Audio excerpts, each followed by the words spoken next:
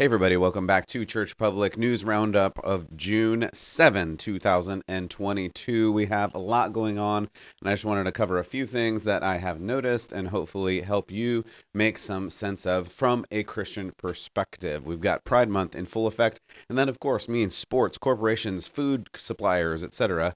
Then there was a very interesting documentary called What is a Woman by Matt Walsh of the Daily Wire. Fantastic documentary. We'll talk a little bit about that today. And the bigger question that I saw in it, which is, what is truth? What is woman is a good question. What is truth is even a better one. Then you have progressive district attorneys vowing not to prosecute crimes, which is their very jobs. Finally, other people, legislators, are fighting to protect children from things like drag your kids to drag shows. I'm Matt Odegaard, and this is Church Public.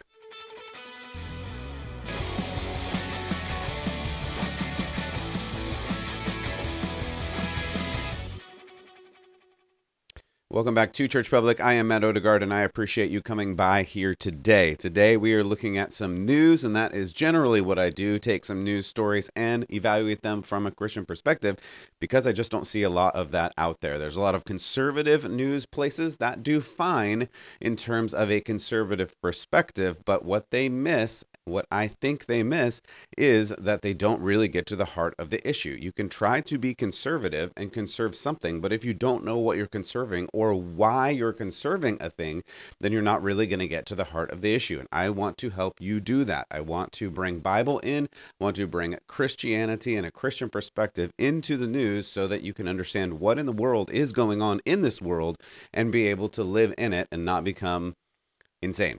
At any rate, there's a lot of things going on, and I wanted to help unpack a few of those today as we look around the country to see what is going on. If you haven't already, go ahead and like, subscribe, share if you find this helpful. If it is interesting to you, text it, email it, send it to a friend with some snail mail or a carrier pigeon, I don't care. Just help people understand what is going on in the world and how they can view it from a Christian perspective. You can also go to churchpublic.com. If you're listening on audio, I really appreciate that. If you want to see the video, you can go to YouTube or you can go to churchpublic.com, hit the podcast tab on the top and see the latest video there. And of course, if you want to help support this work that I am doing, you can go to the support tab there for some options. Thanks again for being part of the show and helping to get the word out. Okay, things that are going on. Sports. I mean, we're in Pride Month, so everything is Pride. And if you haven't noticed, you have lots of corporations, many corporations, almost all of the corporations changing their logos in some way or another to the Pride rainbow flag. Except for, of course, and I mentioned this last Pride time, that except for those countries where certain corporations represent things that are like in the Middle East or some of the other more Eastern Bloc countries, because of course you can't represent pride in those countries because they don't appreciate that either. So these corporations, as two-faced as they are, will put their logos front and center on all of their social medias and websites, and as we'll see in a moment, uniforms, but of course not in the countries where it's just not allowed to do that. So it obviously comes down to the almighty dollar. They're just pandering to people who are going to pay more money when you put these really nice, pretty stickers on. At any rate, we get to sports, and you know, if you know me, that sports is not necessarily my thing. Don't care that much. But there's some interesting sports things that are going on around. The Tampa Bay Rays, like pretty much other corporation in America, decided to change their logo for June for the Pride colors. However, several of the teammates decided not to wear the Pride jersey. There's some question as to whether the team said you can choose to wear this new Pride jersey or not. It seems like they said that, but of course that doesn't matter. It's like a rhetorical question. Like, are you going to wear the Pride colors, or are you going to get just destroyed and crucified by everyone in America? And some of these players said, well, I don't feel comfortable wearing these colors. And I mean, some of them even said, I'll give you a couple of the names here. There was Jason Adam, Jalene Beeks, Brooks Raley, a couple others. And they said things like, hey, I don't think my faith says that I can wear these colors. He said, quote, a lot of it comes down to faith, like a faith-based decision, end quote. And that was Adam, 30-year-old, in his 5th major league season, it says.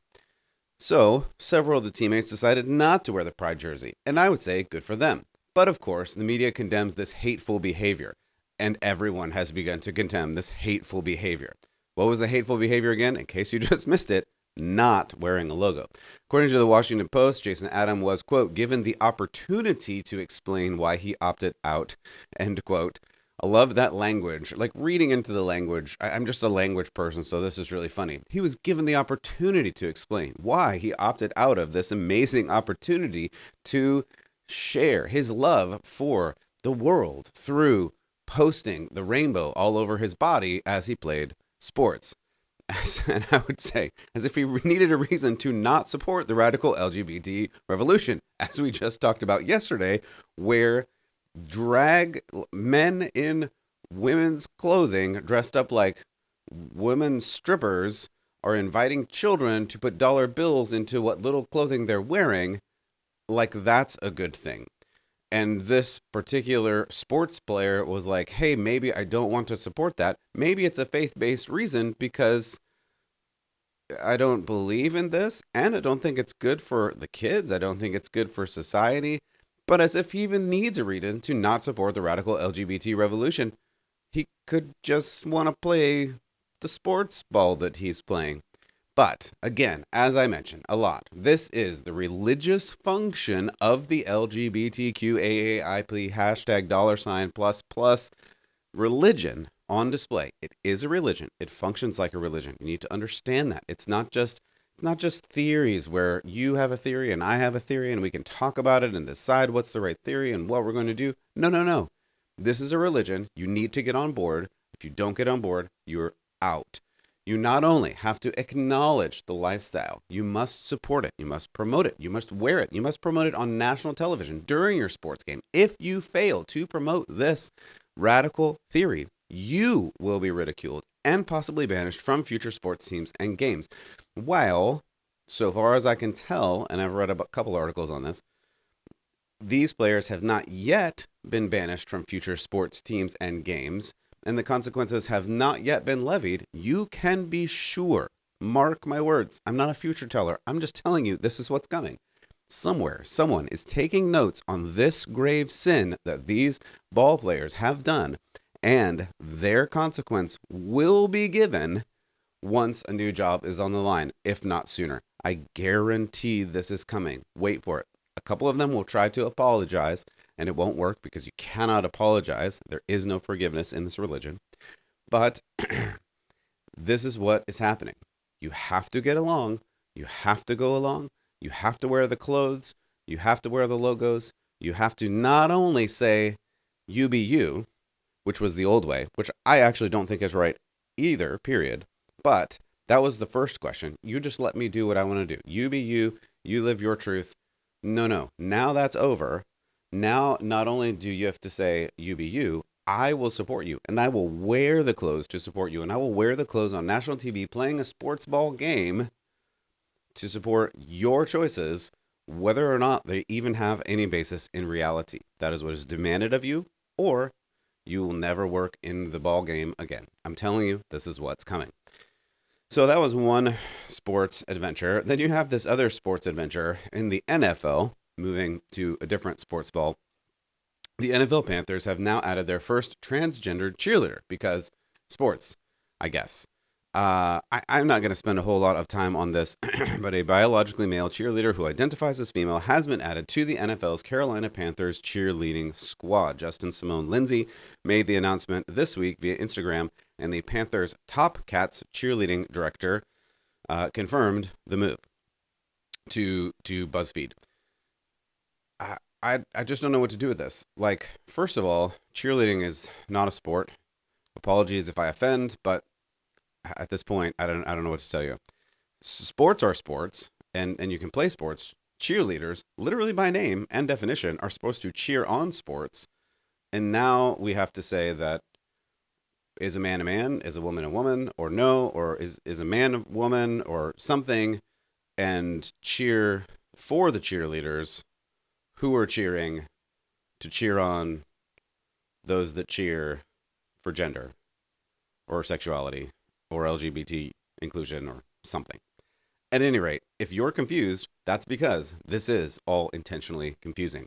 And this is the way it is, and this is the way it shall be, so it shall be said. On that question, and I think this is a great segue, what is a woman? And what is truth? And this is really a great segue into what I think was a fantastic documentary by Matt Walsh and the people at Daily Wire. It's worth a look. If you're not a subscriber, figure it out. But it's worth it to hear these questions. And what should be a simple question with a simple answer gets to the point of making people insane. And what I want to do is I want to play you one clip from it. And this clip is actually not necessarily about the question of what is a woman. It's really about the question of what is truth. And that to me is a more interesting question. I know you can't necessarily go around and ask that question because people will not give you an answer, which we'll see in this clip in a moment.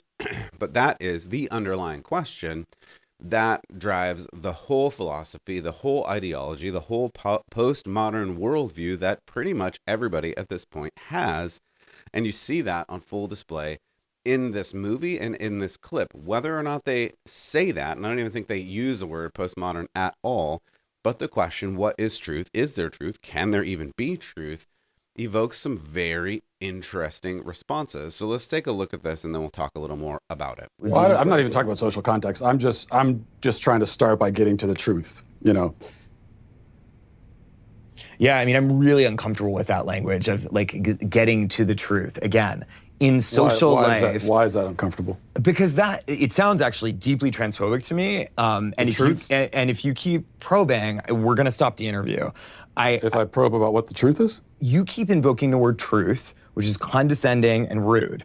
I'm saying to you... How is the word truth condescending and rude? Why don't you tell me what your truth is? And you're walking on 30 seconds more of thin ice before I get up.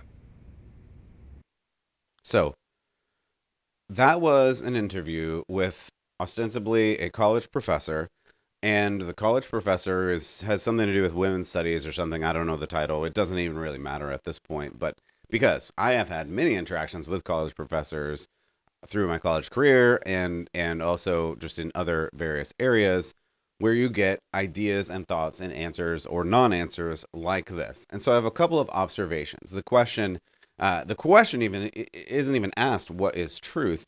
The question is, why do you care about this so much? And Matt Walsh says, because I want to get to the truth. And that is the thing that's super offensive. You want to get to the truth. Because the acknowledgement that if you can get to a truth, there is a truth. And that's the first thought that I have from this interaction and the whole documentary, but more than that, the culture at large, because that's what we're talking about here. What is going on in culture? And this is a really, really strong kernel of what is going on in culture. Truth is whatever you want it to be. Truth is what you decide it is. Truth is what I decide it is. Truth is whatever I invented to be. It's live your truth. You be you. You do you. Whatever you want to do, just leave me alone. Live your life. Find your truth. Find your way. Follow your arrow. All of these things are all the same thing, saying truth is whatever you want it to be. There is no actual truth. There is no truth that we can set in the middle of the table and say, this is the true thing, and we can agree on it because of reality, because of gravity, because of science, because of any kind of real ostensible, like physical reality. We can't say that. That's what this culture is telling us. There is no truth. There's no truth you can point to that we can agree on because there just is no truth. I'm going to live my truth. You're going to live your truth, and I'm not going to agree with you, and you're not going to agree with me. And we've literally driven ourselves insane because we can't agree on anything. As a side issue, which I'll get back to in a moment, California did the craziest weird thing in the interest of this live your truth thing, and there is no truth. They've just classified, this is a real thing. You can go and look it up. I didn't even clip it because it was too wacky and I didn't have time. They've now designated a bee, the little buzzy bee. California, this is a real thing. I mean, it sounds insane, but this is where we are in truth. California has designated a bee as a fish. So bee, the busy, buzzy thing, the flowers and the bees, and the fish, the swimmy thing through the body of water fish thing. California, the state of California, has designated a bee as a fish so that the bees can have more protection under the law. This is a real thing. I promise. Go and look it up. But it illustrates my point really, really, really well.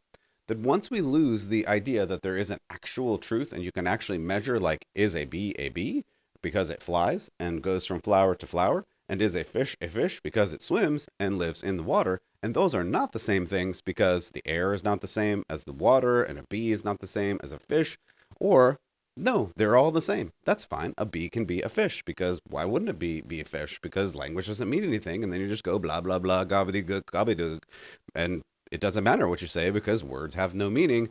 Therefore, sure, a man can be a woman, and a woman can be a man, and a man can be two men, or who knows? Like a man can be a wolf. That's in this documentary as well. A guy that he just decided he's a wolf because why not? Because words don't mean anything. Because a bee can be a fish, and a man can be a wolf, or a woman wolf, or whatever. You can be whatever you want because there's no truth.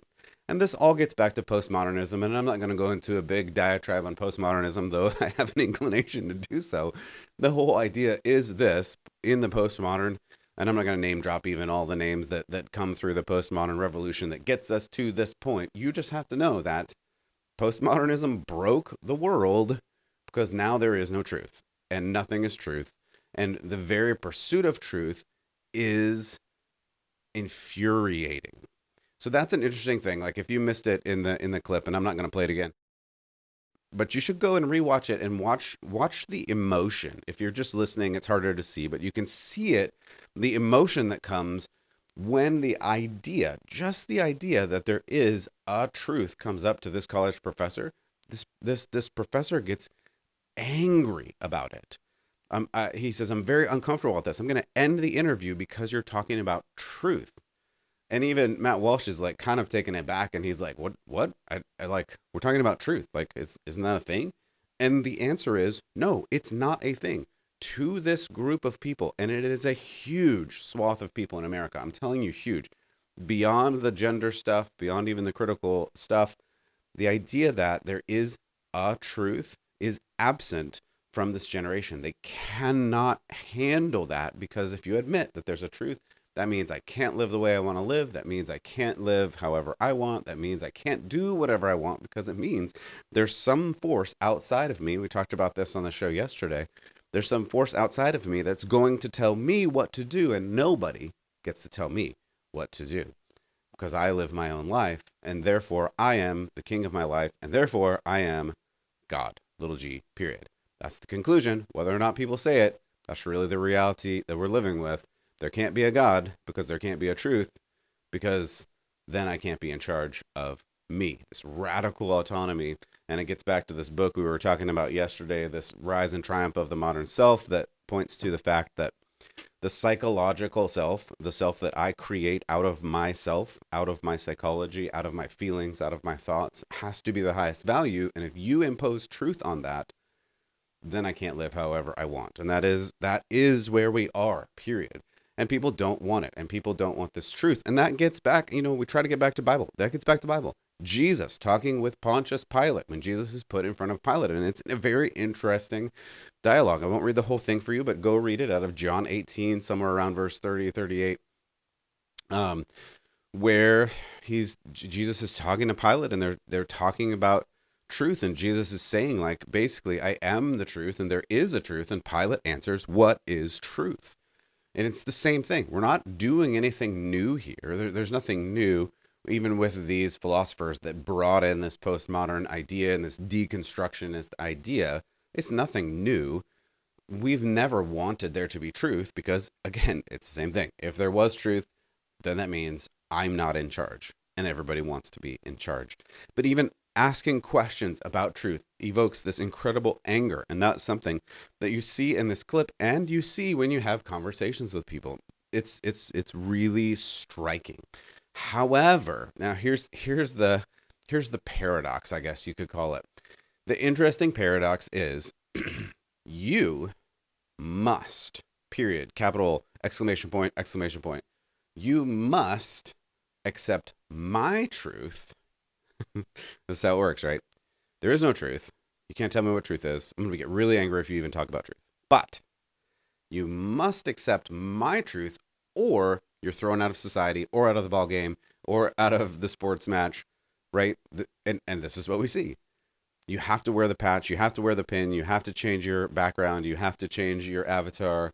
You have to put the colors on. You have to be supportive. You have to accept my truth, or you're thrown out of society, especially my truth about my gender or sex or orientation or pronouns or whatever it is at this point. You have to accept my truth. My truth is truth and it's real, but your truth is not real and it doesn't even exist.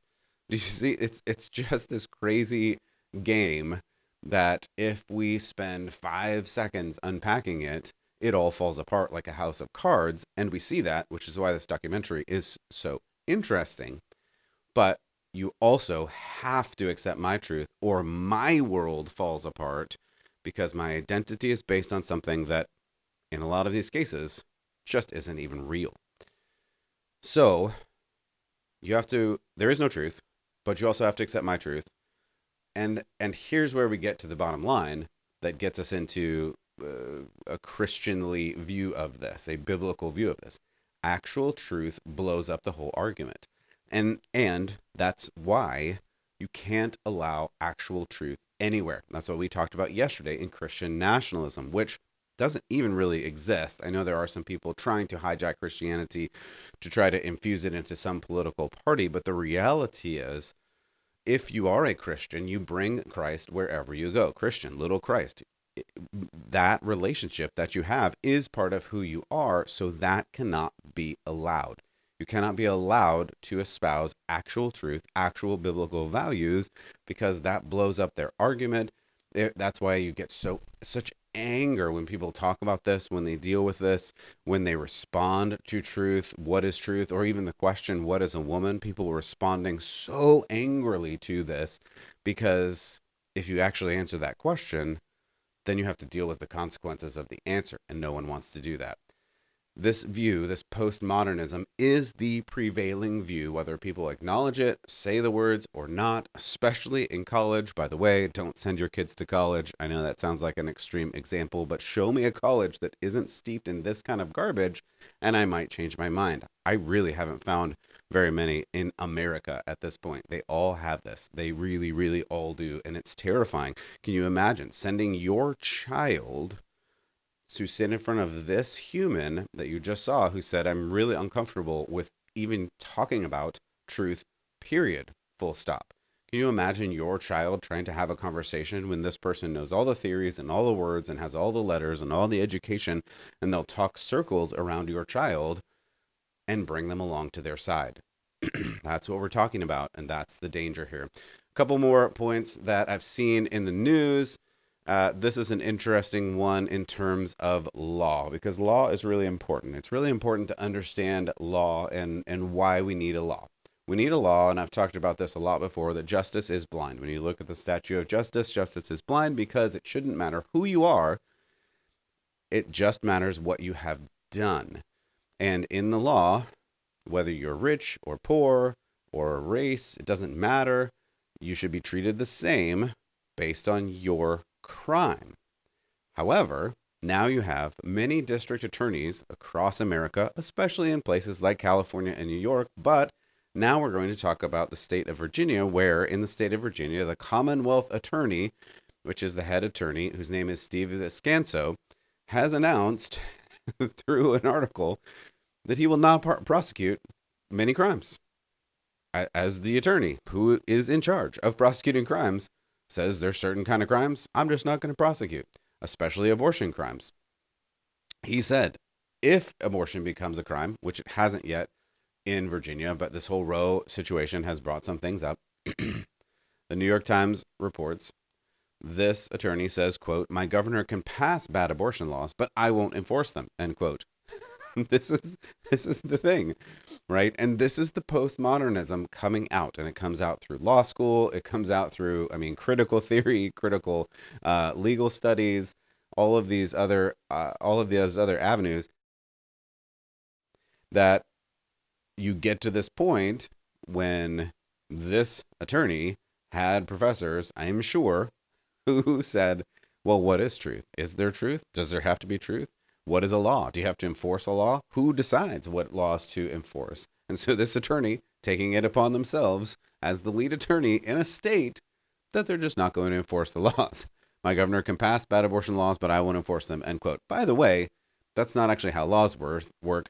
Legislature drafts and passes laws, and then the governor approves them. But I'm sure this person knows that.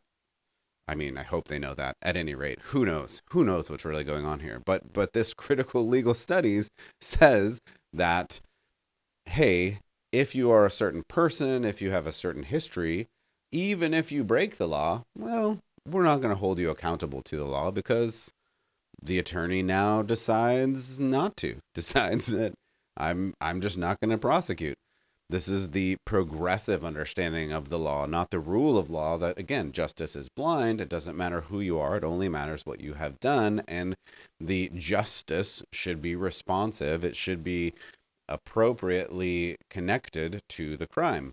No, in this case, the justice is appropriately connected to the person, and the attorney gets to decide, is this person deserving of punishment or are they not deserving of punishment? If that sounds like a judge's perspective, that's because it would be. But this is an attorney, not a judge. An attorney saying, well, I'm going to decide if we're going to even prosecute laws. This is an argument that the prosecutor is not going to prosecute a crime when they think that someone shouldn't be prosecuted based on their determination or history or background or race or whatever. And this critical legal studies comes out of the capital CT critical theory that birthed all these other things like critical race theory and critical social justice and all these other theories that came out of law schools and said that the law itself is a function of oppression in America. And so therefore, the attorney's job is to decide whether you even prosecute a law. This attorney is taking it to heart and saying, well, no, why not? So this attorney, again, said in the article, I believe it's called, my governor can pass bad abortion laws, but I won't enforce them. And so this is the attorney continues on and says, almost 2.5 years ago, I took my oath of office as prosecutor and I swore to protect my community from those who broke the law. The real threat, he says, I now realize may stem from those who write the law, end quote. So do you hear what he's saying? He said the governor, that's wrong. The legislature who writes laws and the governor who signs laws, as the attorney, he says, I'm just going to decide, well, I think they're actually wrong for even making laws. Why would you make laws against something? I'm going to decide if that law is good or not. That's so far above his pay grade, but it doesn't matter because this is the new world we live in where there is no truth, and I'm going to decide who is culpable and who is not, taking on really the mantle of judge and jury and trial lawyer and, I don't know, God. I mean, at this point, he's just going to decide everything. So he goes on, we'll say one more thing about this. He says, quote, when the Supreme Court's draft decision overturning Roe v. Wade was leaked earlier this month, this is the attorney talking, committed to never prosecute a woman for making her own health care decisions. So even in the headline, the idea is we're talking about abortion, but now we're talking about health care. So he goes on to say, one final quote, this means no matter what the law in Virginia says, I will not prosecute a woman for having an abortion or for being suspected of inducing one. So this is where we're at. Is there a rule of law? No, apparently not. Apparently it doesn't matter. Apparently attorneys, district attorneys, and Commonwealth attorneys are just deciding, well, I'm going to make up my own laws or decide whether to enforce laws or not to enforce laws based on the crime or the person or whatever arbitrary idea that I have. This does go specifically against Christianity as we look at that from a Christian worldview. These are two different worldviews. We believe that humans are made in the image of God, so they have dignity, they have sanctity, they have value, and human society depends on this rule of law and the law being applied so that justice is served. This particular attorney and many others across the country, by the way, are now saying, well, we're going to decide who has human dignity and who does not. If there are victims, we're going to decide if they're victims or not, or if they even have victims, we're going to make that decision, this attorney says, rather than justice being blind and the consequence of an action equaling justice. This is not a great way to live, and it really will tear apart the fabric of society, because you don't know. Like, are you going to be the one walking around that gets the benefit of an attorney saying, hey, you get a pass on this one? Or are you going to be the one walking around and going, well, I gave them a pass, but you I don't like, so I'm going to prosecute you to the fullest extent of the law. And of course, we see that play out in real time with people from some of the Black Lives Matter protests and riots being let off with basically no punishment at all, and people from the January 6th extravaganza and debacle still being in prison, some of them still not being charged with anything. It's clear that there are sides here that are not dependent on the law, and I'm not saying either is good. You shouldn't do illegal things, and if you do illegal things, you should be held responsible for the illegal things that you do. That's the rule of law. That's justice being blind. Do a bad thing, suffer a consequence. Period. Life should have consequences. This attorney and many others like him are saying, well, I get to decide if you even have a consequence, if I feel like it on that day or not. The rule of law is really important, and we need to live more by it, not less. So finally, one more story in the instance of rule of law. We brought you the story about this drag people to drag shows, drag kids to drag shows. I think it was called Drag Your Kids to Pride, where they took over a drag strip club with, I can't show it. I can't say what was written on the wall because it is gross and offensive. And children were there, and it was basically a men dressed up as women strip show. That's a problem. And to everyone, that should be a problem. There should be no one who says this is not a problem and not illegal. And yet, some people are celebrating how amazing and progressive this was. Well, the good news is a Texas state legislator announced on Monday that he will be introducing legislation to ban children from being subjected to drag shows. And this comes, again, after images from a bar inside Texas went viral over the weekend and sparked national outrage. This is good. This is what we need. It's a good thing. It actually already is illegal to bring kids into that environment, and people should be prosecuted for it, but at this point they're not. So the legislation is doing what the legislation should do. They're making more legislation to say, very specifically, don't do this. It's bad for kids to take them to half-naked men twerking around and doing drag shows for them. That's not good for kids. Period. Full stop. It's just not. And if you need to make a law saying that so that people get it through their thick heads, then you have to do that. State Representative Brian Slayton, Republican of Texas, said, quote, "The events of this past weekend were horrifying and show a disturbing trend in which perverted adults are obsessed with sexualizing young children." He continues, "As a father of two young children, I would never take my children to a drag show, and I know Speaker Dade Phelan and the rest of my Republican colleagues wouldn't either," end quote. I think that's great, and I think that's what we need more of. Let's use the laws to help us understand that when you do something that's not good, there are consequences for it. That's what laws are supposed to do. We're not supposed to be in this willy-nilly Wild West show where you can just do whatever you want, and sometimes they'll enforce the laws and sometimes they won't. Let's make laws that are good laws that support morality and then enforce those. That's the rule of law. That comports with a Christian worldview of there being consequences to bad actions. That should just be common sense, but we're in this weird upside-down negative world where I guess you can do whatever you want if you're on one side of the aisle. As always, I'm Matt Odegaard. I appreciate you joining me here today. If you haven't already, leave a review, share this with a friend, like and subscribe, and I will see you next time. God bless and keep the faith.